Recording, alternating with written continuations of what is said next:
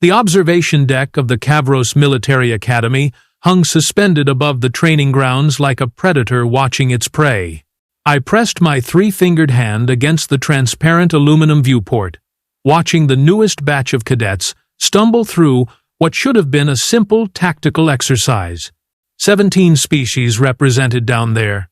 17 different ways to disappoint me. Instructor Veln, my colleague Torcus, rumbled beside me, his bulk making the reinforced deck plates groan. The human arrives in 10 minutes. I did not turn to look at him. One human. Against our finest tactical program. The council approved her enrollment. The council, I said, letting each word drip with the appropriate level of disdain, has clearly been sampling fermented spore paste again. Torcus made that wheezing sound his species called laughter. Down below, a Velcrin cadet just triggered a training mine. Blue powder exploded across his squad. Eliminated. All 6 of them. I made a note on my data pad. Another group that would be running punishment drills until their legs forgot what rest meant. You have read her file? Torcus asked. I have read many files. They all claim exceptional qualities. Then they arrive here and discover that warfare is not conducted on paper. This one is different. They are all different. That is what their homeworlds tell them. I finally turned to face Torcus, all 7 feet of him, tusks gleaming in the overhead lights. What makes this particular soft-skinned biped so remarkably special? Torcus pulled up a holoscreen. Mira Kaine, 23 standard cycles, survived the Proxima Station incident. That made me pause. Proxima Station, where 4,000 colonists had faced off against a Threllan raiding party with military-grade weapons and void-hardened combat suits. The colonists had mining equipment and desperation. The colonists won. Survivors do not make soldiers, I said. She led the defense. She got lucky. For 16 hours? I waved a dismissive hand. Humans excel at persistence. I will grant you that. They cling to life like parasites cling to a host. But this is the Kavros Academy. We do not train survivors. We forge conquerors. The door to the observation deck hissed open.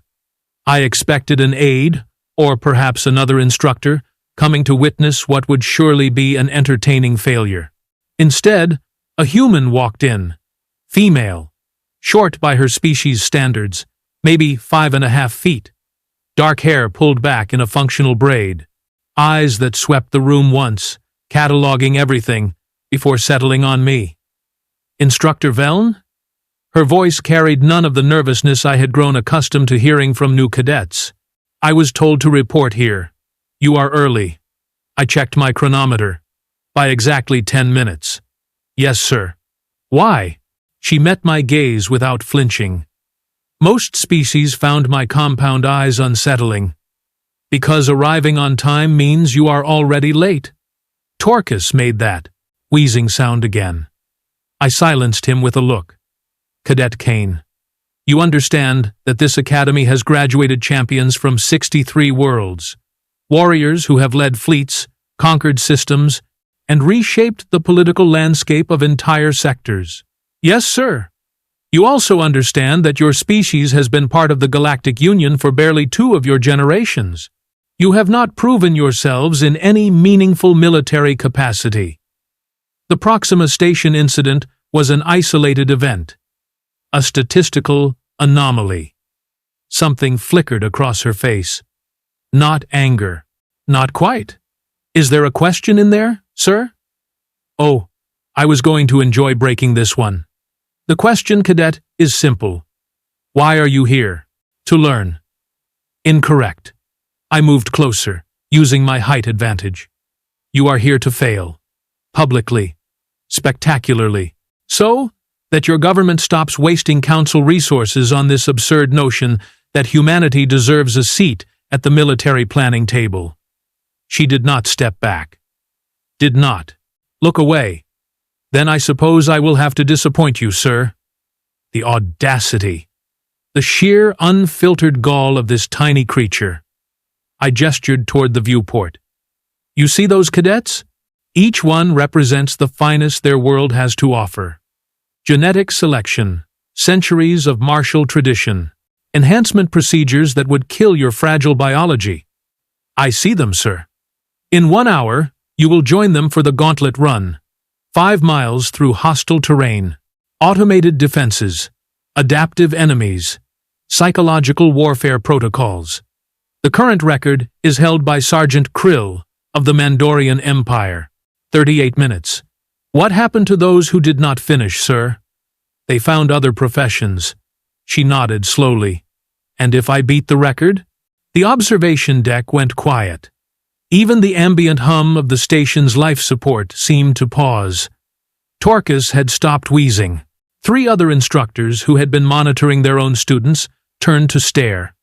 If, I said, drawing the contented word out, you somehow manage to complete the gauntlet, you will have earned the right to continue training. But beating the record? I let my mandibles click together in what humans would recognize as a smile. That is impossible.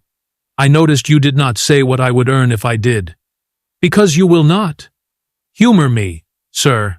I considered her, this human with her unremarkable stature and her absurd confidence. If you beat Krill's record, I will personally oversee your advanced tactical training, and I will apologize, publicly, for doubting your species' capability. In writing, sir? The other instructors made various sounds of shock. One did not speak to Instructor Veln this way, not if one valued their academic standing or their skeletal structure. You, I said softly, are either remarkably brave or catastrophically stupid. My mother always said I was a bit of both. Sir, your mother is not here to protect you now. No, sir. She died at Proxima Station, buying time for the evacuation shuttles. The way she said it. No tremor in her voice, no tears, just fact. I reassessed my analysis of this cadet. Not arrogance. Something else. Something colder. The gauntlet begins in 57 minutes, I said. I suggest you use that time to prepare, and perhaps reconsider your wager. No need, sir. I accept the terms. She turned to leave, then paused at the door. Sir, one question? Speak. When was the last time you ran the gauntlet? The observation deck temperature seemed to drop. No one, in my 40 years of teaching, had ever asked me that question, because everyone knew the answer. I held the instructor record, 31 minutes, set 17 years ago before an injury forced me into a teaching role. That information is irrelevant, cadet. I disagree, sir. I like to know what I am up against. Then she left, just walked out like she had not just challenged one of the most decorated military instructors in the Academy's history. Torcus moved to stand beside me. She has fire, that one. Fire burns out. Sometimes it spreads. I watched the human disappear down the corridor. Increase the gauntlet difficulty by 20%. Veln, that is against protocol for first-time runners. Then, we will call it a calibration error. I want automated sentry frequency increased. Combat drones set to aggressive pattern recognition. And activate the maze section. The maze has a 60% injury rate. Then, she should run faster. I turned back to the viewport. The cadets below had managed to trigger another mine. Idiots. All of them. This human wants to prove something. Let us see if her species' famous persistence holds up when actual stakes are involved. 53 minutes later, I stood at the gauntlet entrance. Mira Kaine was already there, stripped down to standard-issue combat fatigues. No armor, no enhancements. Just human flesh and bone against military-grade opposition. Last chance to withdraw, cadet. She was, stretching, hamstrings, quadriceps, rolling her shoulders. Will you be watching, sir? I will be monitoring every moment of your failure. Good? I would hate for you to miss it when I cross that finish line. The starting klaxon blared. She exploded forward like a kinetic round from a railgun. Fast. Faster than I had anticipated. Humans were supposed to be slow, their reaction times dulled by their single-threaded neural processing. Mira Kaine moved like liquid death. The first obstacle was simple. A wall. 15 feet. Smooth surface. Most cadets used the climbing grips. She did not. She hit the wall at a sprint, planted one foot, pushed up, caught the top edge with her fingertips, and vaulted over in one fluid motion. 8 seconds. Increase drone deployment, I said into my comm. The first combat drone swooped down, stun rounds armed. She did not try to fight it. She dove, rolled, came up running. The drone's targeting algorithms struggled to track her erratic movement. She grabbed a rock without breaking stride and threw it. The stone hit the drone's primary sensor cluster. The machine wobbled, disoriented. She was already gone. 22 seconds. She is adapting too quickly, Torcus observed. He had joined me in the control room, unable to resist watching. Wait for the maze. The maze was our pride. A shifting corridor of walls that moved, changed, created dead ends and false paths. It was designed to break spirits, to force cadets to confront their own inadequacy when their tactics failed and their training proved insufficient. Mira Kaine entered the maze at a full sprint and stopped. She stood there, chest heaving, head tilted, listening. The walls groaned as they began their programmed shift. She closed her eyes. What is she doing? Another instructor asked. Giving up, I said. But I did not believe it. Something about her posture, the way she held herself. This was not defeat. Her eyes snapped open. She moved left, then right, following a path that made no tactical sense. The walls shifted. She changed direction instantly, never hesitating. It was like watching someone dance with a partner only they could see. She is tracking the hydraulics, Torcus said, wonder in his voice. She is listening to the wall mechanisms and predicting their movement patterns. Impossible. The hydraulics were designed to be silent. But humans, I remembered, had exceptional auditory range in certain frequencies, and if she had survived Proxima Station, she had experience reading environmental cues that most soldiers never developed. She cleared the maze in 92 seconds. The previous best time was 4 minutes. I activated the final section. The kill zone. Automated turrets. Neural disruptors. Gravitational anchors that would make every step feel like wading through concrete. This was where cadets learned that strength alone meant nothing, that willpower had limits. Mira Kaine entered the kill zone and immediately went prone. The turrets tracked movement. By removing herself from their primary search pattern, she had bought herself seconds.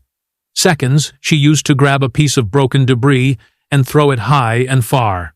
Every turret swiveled toward the sound. She sprinted through the gap in coverage. A neural disruptor caught her. I saw it happen. Saw the energy wave wash over her body. Saw her stumble. That should have ended it.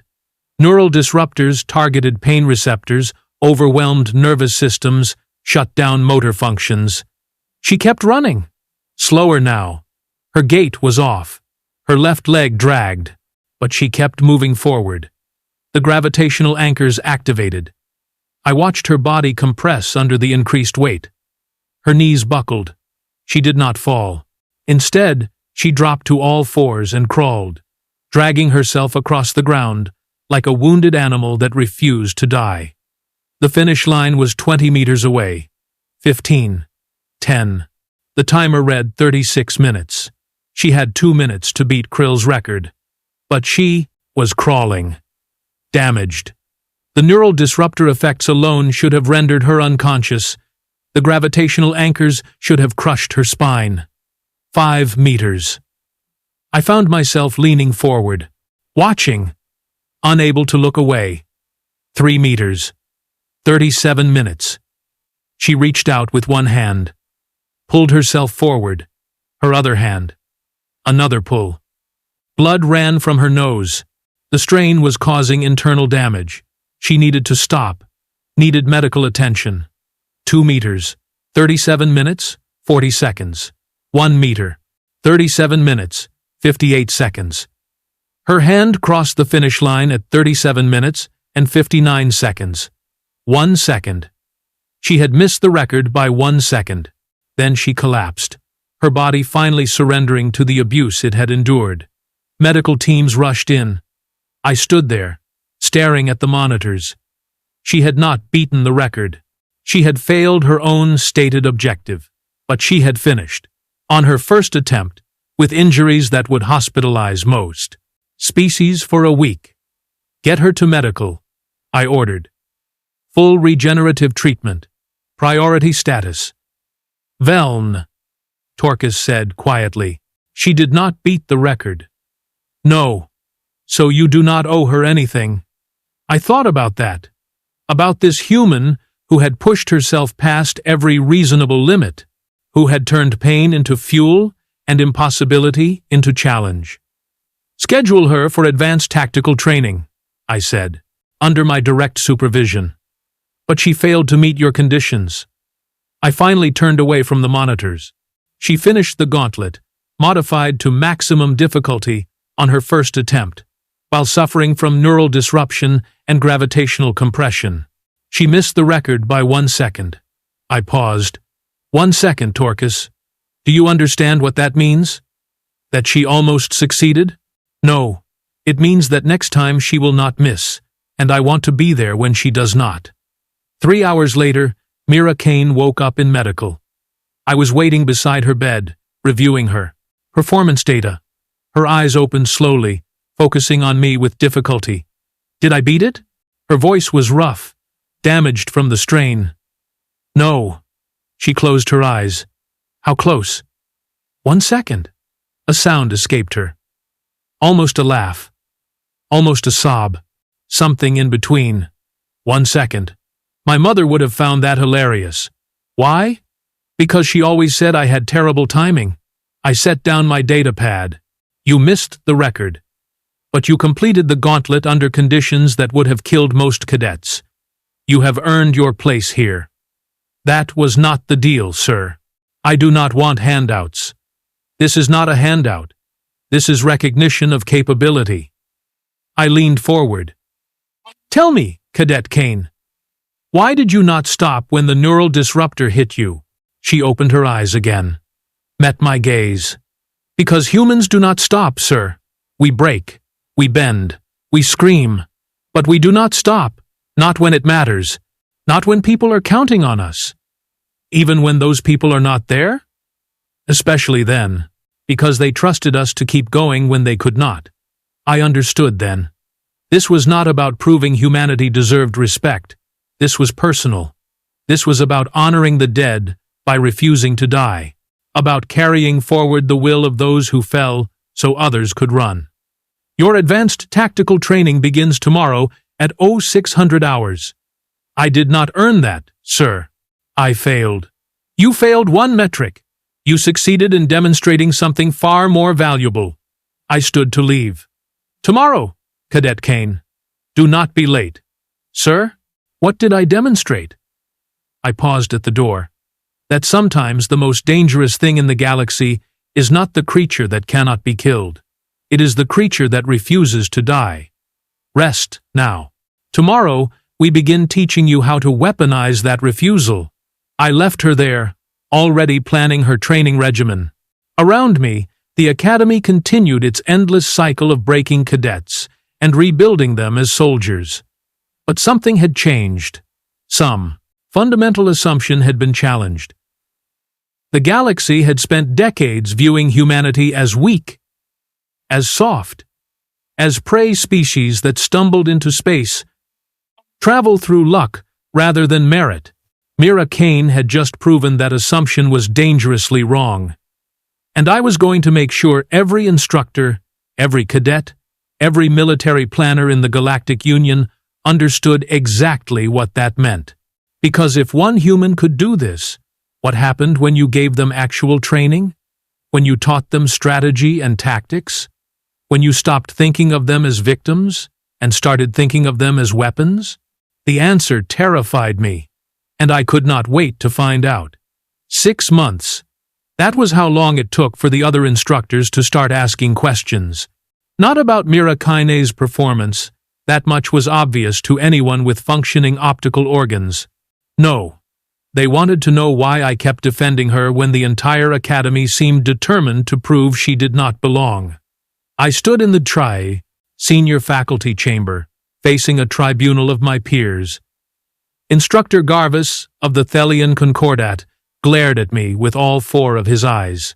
Instructor Yaline, a Vexorian combat specialist, had her claws extended, scraping rhythmically against the stone table. A bad sign. Explain yourself, Veln, Garvis demanded. Why do you continue to advocate for this human when she clearly disrupts our established protocols? I resisted the urge to laugh. Disrupts? Is that what we are calling excellence now? She cheats, Yaline hissed. Her tactics are unconventional. She ignores proper formation doctrine. Yesterday, during the siege simulation, she convinced 3 other cadets to abandon their positions, and won the exercise in half the projected time with 0 casualties. By breaking the rules. By understanding that rules are guidelines, not shackles. I pulled up a holoscreen showing the siege simulation replay. Look at what she did. Actually look. She identified that the simulation assumed traditional force deployment. So, she did not deploy traditionally. She used the enemy's own expectations against them. Garvis slammed his appendage on the table. That is not how war is conducted. That is exactly how humans conduct war. I switched the display to historical data. They have a saying. If you find yourself in a fair fight, your tactics are terrible. They do not seek honorable combat. They seek victory through any means necessary. Barbaric, Yaline muttered. Effective, I countered. 3 weeks ago, Cadet Kaine scored the highest marks in xenopsychology this academy has ever recorded. Do you know why? Because she spent her free time learning how 63 different species think, how they make decisions, what they fear. To what purpose? So, she could predict their behavior and exploit it? I turned off the display. You are all missing the point. We teach cadets to be strong. Humans teach themselves to make strength irrelevant. Philosophy will not. Save them when a Krogar battleship bears down on their position, Garvis said. No. But understanding that the Krogar rely on frontal assault doctrine and have a cultural aversion to retreat, might. Knowing that their shield generators cycle every 7 seconds, might. Recognizing that their command structure values honor over efficiency, might. I leaned forward. Mira Kaine would not try to outfight a Krogar ship. She would hack its navigation, feed it false sensor data, and trick it into flying into an asteroid field while the crew thought they were pursuing an enemy. The chamber fell silent. You fear her, I said quietly. All of you. You fear what she represents. Which is? Yaline's voice had lost some of its edge. Adaptation, evolution. The end of warfare as we understand it. I gestured to the academy around us. We have been training soldiers the same way for 6 centuries, teaching the same tactics, rewarding the same behaviors. And it works, because everyone plays by the same rules. But humans? I shook my head. They do not even acknowledge the game board exists. That is precisely why she is dangerous, Garvis said. Today, she bends rules. Tomorrow, she breaks them. Where does it end? It ends with humanity becoming either our greatest ally or our worst nightmare. And which one they become depends entirely on how we treat them now. Yaline studied me with unsettling intensity. You like her, this human. That is clouding your judgment. I respect her. There is a difference, and my judgment is clearer than it has been in years. I stood. You called this tribunal to discuss whether Mira Kaine should be expelled. My answer is no. Not just no, but absolutely not. She stays. She trains. And when she graduates, she will be one of the finest tactical minds this academy has ever produced. And if we vote to expel her anyway? Garvis asked. Then I will resign my position and train her privately. The Union will lose nothing by her expulsion, except the chance to understand what makes humanity so effective at survival. I moved toward the door. Vote however you wish. But remember this. Proxima Station was 4,000 civilians against a Threllan strike force. The Threllans had ships, weapons, training. They lost. Not because humans are stronger, because humans are stubborn, creative, and absolutely terrifying when you try to kill them. I left the chamber before they could respond. Mira was waiting outside. Of course, she was. The human had a talent for appearing exactly where she was not supposed to be. How much did you hear? I asked. Enough to know I should probably apologize for making your life difficult, sir. Do not apologize for their fear. We walked together through the academy corridors. Cadets from a dozen species moved aside as we passed, some out of respect for my rank, others because they had learned that getting too close to Mira Kaine meant becoming part of whatever scheme she was currently orchestrating. Sir, can I ask you something? You may ask. I may not answer. Why did you defend me in there? You did not have to. You could have let them expel me and avoided all this trouble. I stopped walking, turned to face her. Do you know what happened at the Battle of Kelvin Prime? Mandorian Empire versus the collected territories. The territories lost 60% of their fleet. 72%. And do you know why? Superior Mandorian tactics?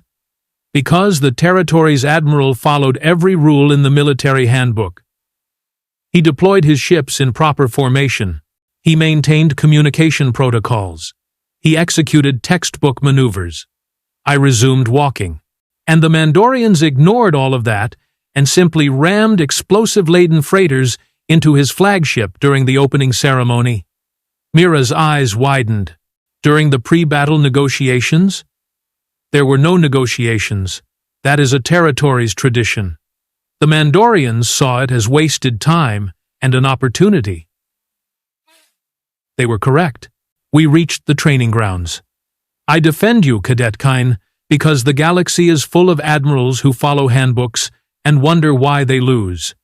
You are being trained to write new handbooks, ones that might actually keep people alive. By breaking things? By understanding that everything can be broken.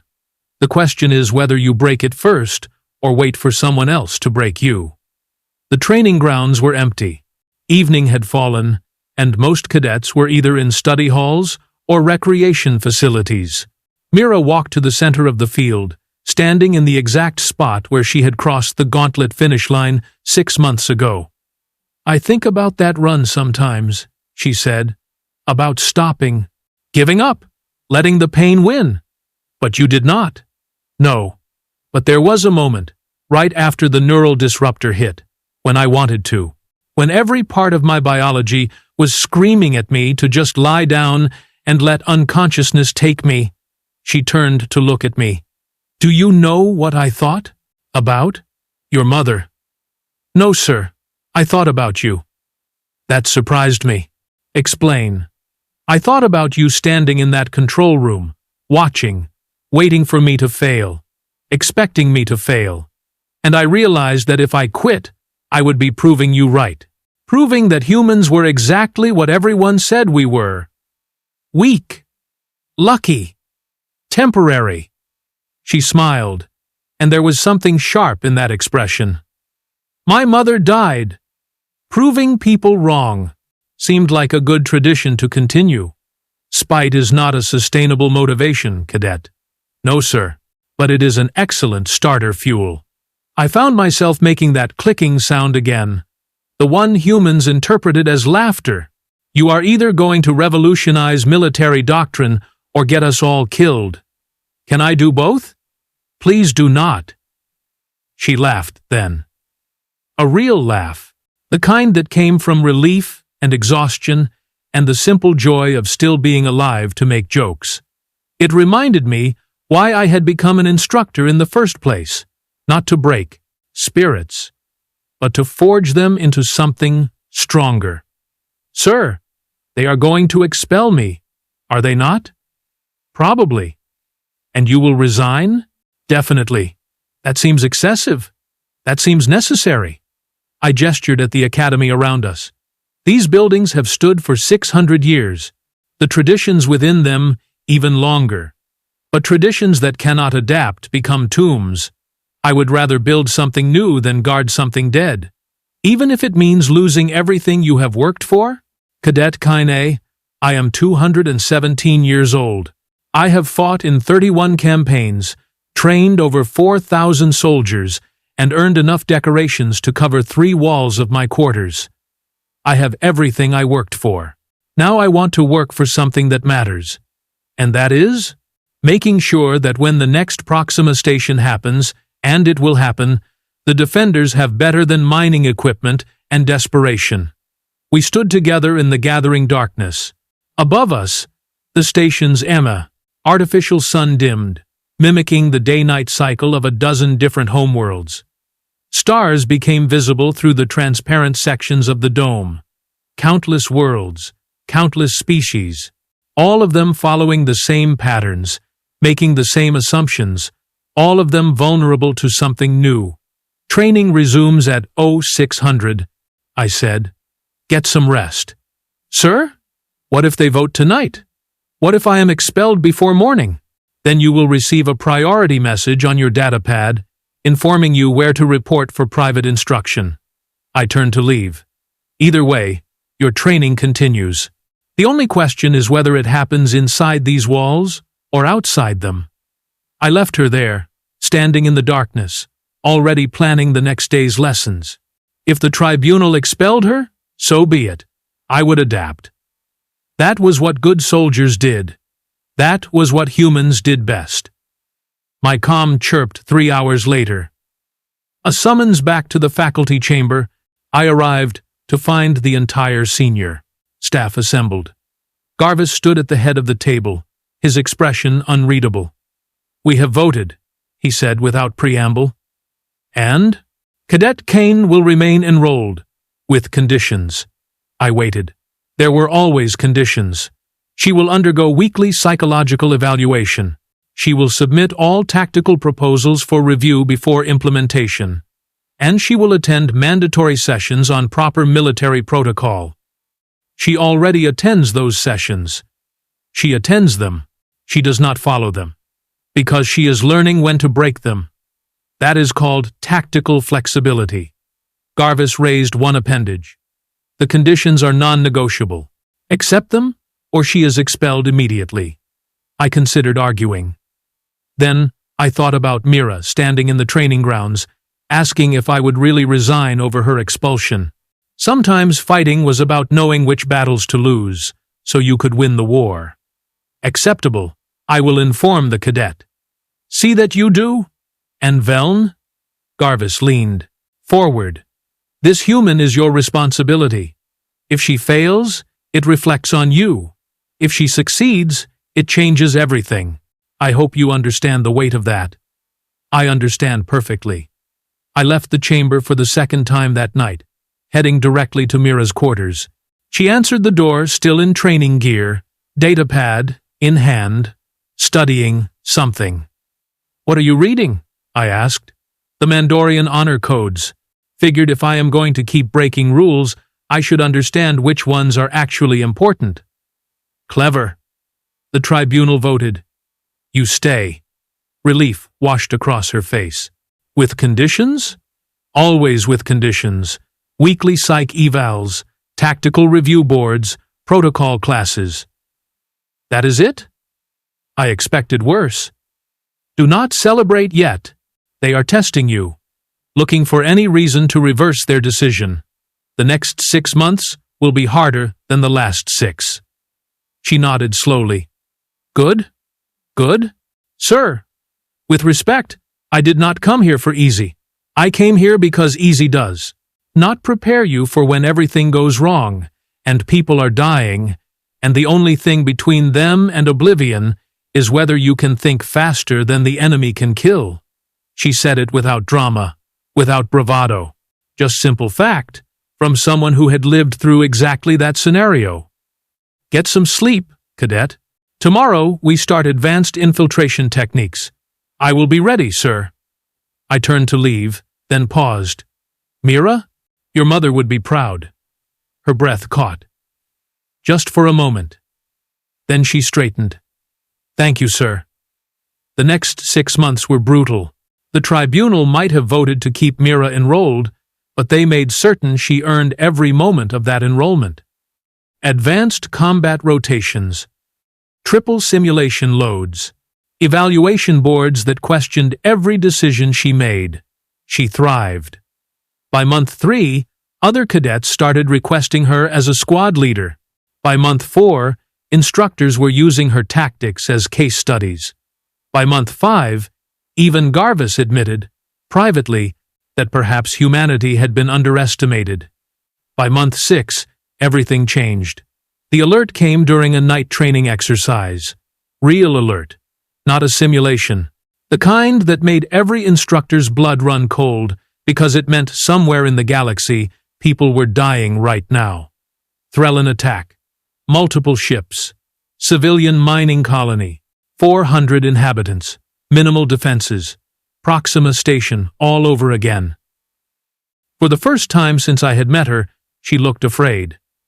Cadet? They are going to die. Her voice was hollow. The colony. There is no military presence within 3 hours.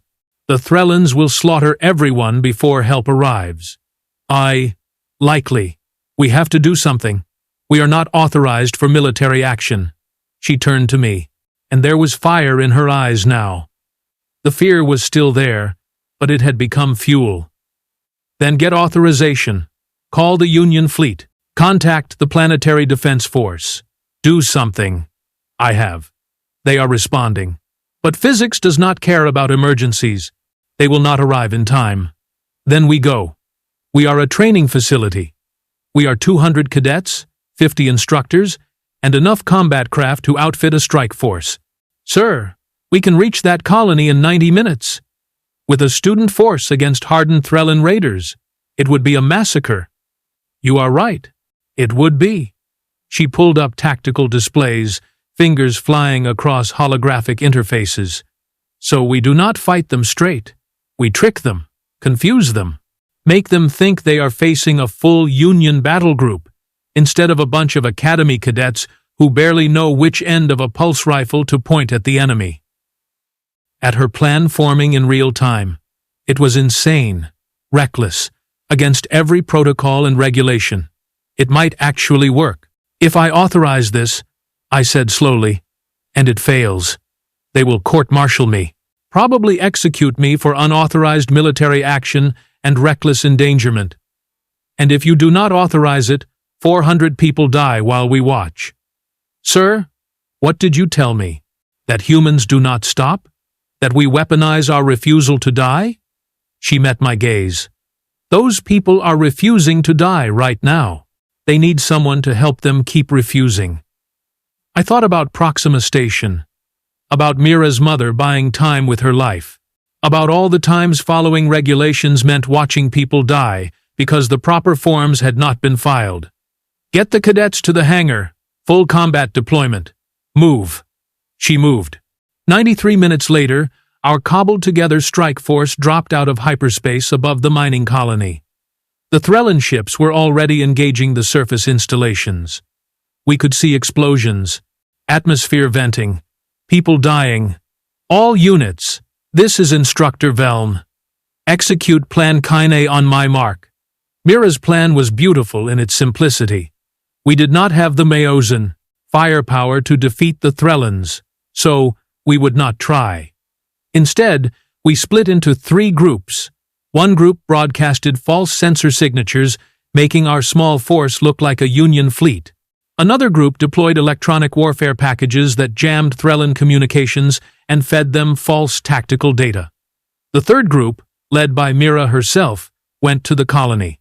I watched from the command ship as her team navigated through debris fields and weapons fire. Watched as they docked with the colony's main habitat. Watched as she led the evacuation, while the Threllans, confused by sensor ghosts and communication blackouts, Wasted time fighting shadows. "Sir, the Threllans are breaking off," Tactical reported. "They think they are outnumbered. Let them think it. All units maintain the deception until every civilian is aboard." It took 47 minutes to evacuate the colony. 47 minutes of holding together an illusion with student pilots and jury-rigged equipment. 47 minutes where one mistake would collapse everything and get us all killed. Mira's team was the last aboard. She stumbled onto the bridge, covered in soot and blood, dragging a wounded colonist. "That is everyone, sir. 403 souls. We got them all." I felt something in my chest, an emotion I had not experienced in decades. Pride. Pure, uncomplicated pride. "Well done, cadet. All ships. Jump coordinates locked. Execute." We vanished into hyperspace, leaving the Threllans to wonder what they had just faced. 3 days later, I stood before another tribunal. This one was significantly less friendly. Council representatives, fleet admirals, legal officers who looked like they wanted to throw me into a black hole. Instructor Veln, you violated 17 regulations, commandeered Academy resources without authorization, and led an unsanctioned military operation into an active combat zone. The lead counselor's voice could have frozen hydrogen. Your defense? I saved 403 lives. That is not a legal defense. No, but it is the truth. The counselor turned to Mira, who stood beside me. Cadet Kaine, you created this plan. You led the evacuation. You convinced your instructor to break every rule this body has established. What do you have to say for yourself? Mira stood straight, unafraid. Counselor, someone once asked me why I boast about being human, why I take such pride in my species when we are so new, so weak, so unproven compared to the rest of the galaxy. And your answer? I boast, Counselor, because you fear us. All of you. You fear what we represent. Change, adaptation, the end of comfortable certainty. She gestured at the council. This body has existed for centuries following the same rules, because everyone agrees those rules matter more than results. But humans do not agree. We think results matter more than rules, and that terrifies you, because it means maybe, just maybe, you have been wrong this entire time. The chamber erupted, shouting, demands for immediate expulsion, calls for my arrest. The head counselor slammed a gavel. Silence fell. Cadet Kaine, you are hereby expelled from Kavros Academy, effective immediately. Instructor Veln, you are stripped of rank and position. Both of you are banned from Union military facilities for life. I nodded. Expected. Worth it. However, the counselor's expression shifted, almost smiled. The 403 colonists you saved have submitted a petition. 200,000 Union citizens have co-signed it. It demands that we recognize your actions as heroic rather than criminal. And your ruling? I asked. That rules exist for a reason. But so do exceptions. You are both expelled from the academy. But you are also both being granted special dispensation to establish an independent tactical training facility. Off-record. Unaffiliated. Focused on training soldiers who think like Cadet Kaine rather than like us. I stared. You want us to train more rule breakers? We want you to train survivors. People who can adapt when everything goes wrong. Because the galaxy is changing, instructor. And rigid trees break in storms, while flexible ones bend and survive. The counselor stood. Teach them how to bend, before the storm breaks us all. We left the council chambers, walked out into artificial sunlight. Mira turned to me. So we start our own academy? Apparently. Do we have funding? A facility? Students? No, and probably not. She grinned. Perfect. Sounds like impossible odds, just the way humans like it. I made that clicking sound again. Laughter. This is going to be complicated. Sir? Complicated is easy. Surviving complicated is where it gets interesting. We walked together toward whatever came next. Behind us, the academy stood unchanged. 600 years of tradition continuing without us. Ahead, uncertainty. Challenge. The possibility of failure. Also the possibility of changing everything. Mira? Yes, sir? Thank you. For what? For reminding me why I became an instructor. Not to preserve the past, to create the future.